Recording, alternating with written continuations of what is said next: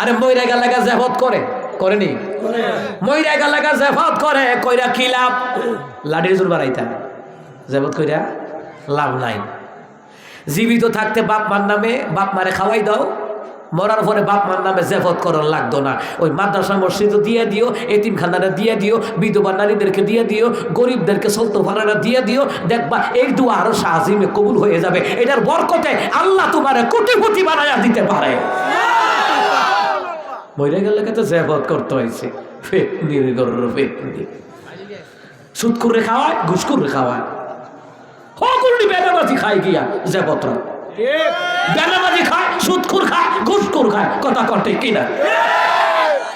খাওয়াইলে নামাজি ব্যক্তিদেরকে খাওয়াইবেন দাড়িওয়ালা টুপিওয়ালা নামাজি আল্লাহওয়ালা নবীওয়ালা আলেম হাফেজ তাদেরকে খাওয়ান নবী বলছে খাওয়াইলে আল্লাহওয়ালাদেরকে খাওয়াও তারা দোয়া করলে তোমার তকদির পরিবর্তন হয়ে যাবে না সুদ করে খায় কাকু কাকু কাকু কাকু দেখবা তোমার কি করে কবর কাকু